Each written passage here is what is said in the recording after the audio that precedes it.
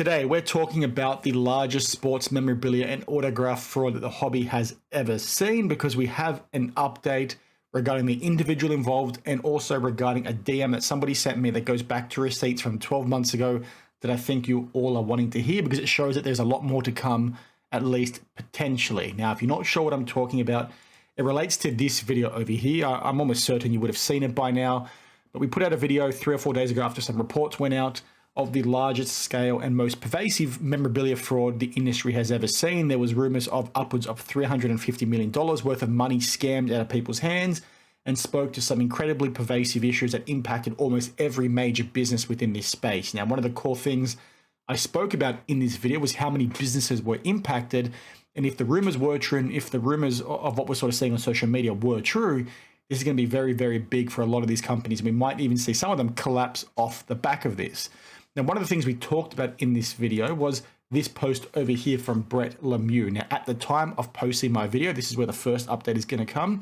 I spoke about this because I thought it was incredibly suspicious. We came to know that this individual was involved, but it was odd when he was talking about the things he was talking about in this Facebook rant, in this manifesto, because it seemed to highlight, a scale of fraud that the industry has never seen and probably will never see again. He talked about $350 million worth of sales. He talks about scamming every major business. He talks about this being so sophisticated that you almost cannot trust anything that is actually out there.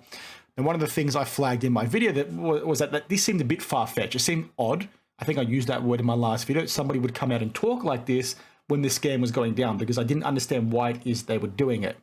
Now, after my video was posted, it turned out that an individual found at the scene of the raid was deceased, and it turns out to be this individual over here, which is really sad for him and his family, irrespective of the crime and the people that have been scammed. So I think it gives some substance to what he's talking about here. Obviously, he knew the writing was on the wall, he knew things were coming, and he decided to sort of take matters into his own hands, which is really unfortunate. So I think that gives some providence to the things he's talking about here. Now, some people are downplaying this and saying, well, he just wanted to try and cause more havoc before going out, and he wanted to try and big note himself and make it out to be like it's a big, big deal.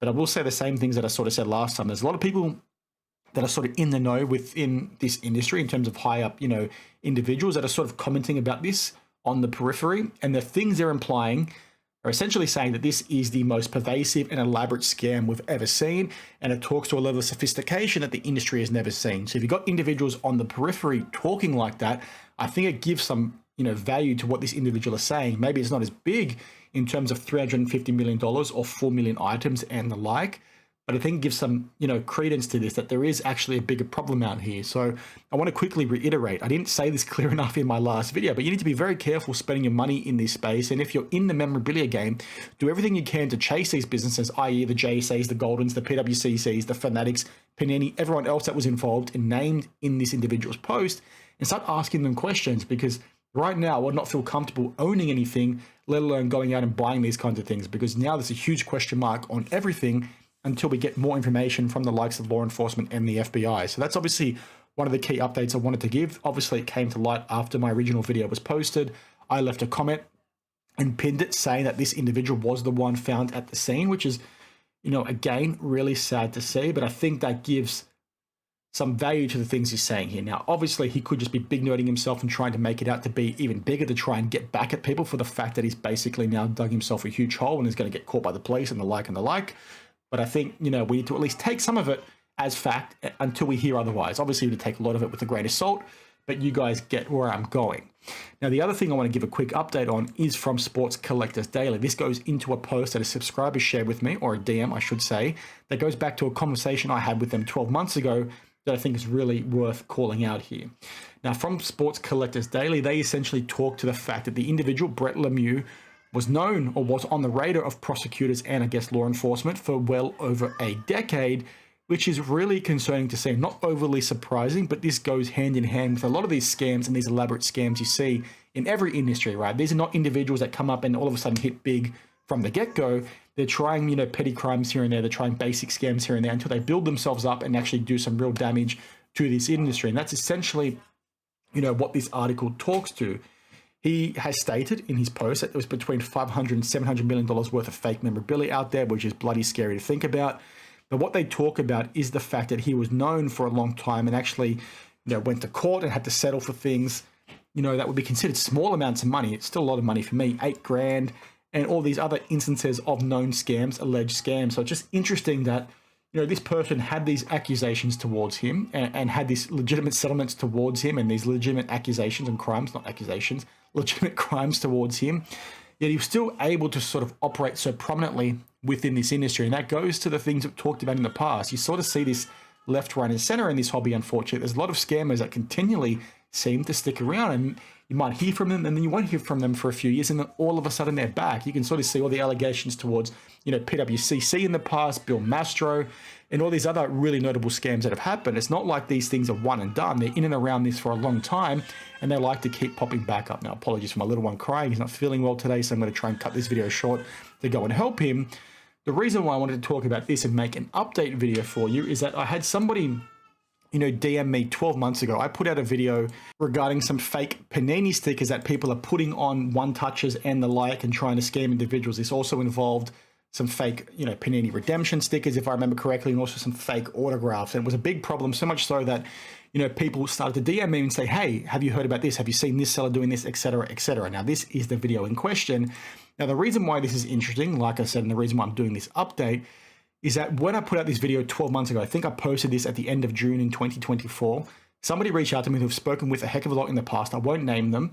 And they said, hey, Daniel, you're seeing this, but keep in mind, there's also people faking holograms, they're faking autographs, they're faking memorabilia. And he even mentioned Indiana as well as a few other businesses that were involved. Now, this didn't have anything to do with Brett Lemieux. It was different businesses, but the same situation. And I thought that was very interesting. And the reason why I'm talking about it, because this tells me that there's a lot more out there, and there's probably a lot more to come as well. Now, I'm not going to share this individual's name because they have told me they are working with law enforcement. I don't want to give too much away. They could be bullshitting me, but I have to trust what they're saying in this particular instance.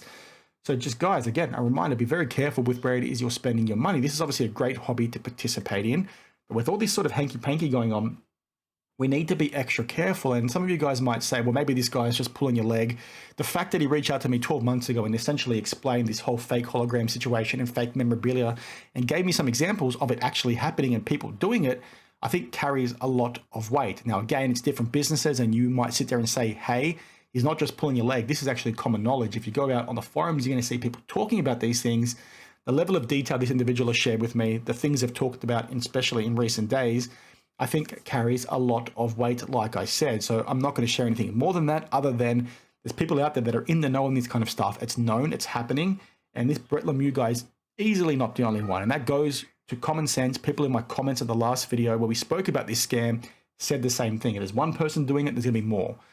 And I'm really curious to see when we're going to get a comment from the likes of Fanatics, Panini, JSA, TriStar, and the like about how exposed they are to this situation. Now, a few people reached out. I think someone said JSA actually emailed customers. I could be wrong. Maybe that was fake news. But one of those ones where we need to see a public comment. Now, obviously, there's a lot of information they need to, digest and interpret. But we need to see something because, we're just running on rumors at the moment in terms of how scale and how pervasive this is. But the fact the FBI was involved should tell you that it's pretty big. Now, some people are still downplaying and saying it's not as big as Operation Bullpen.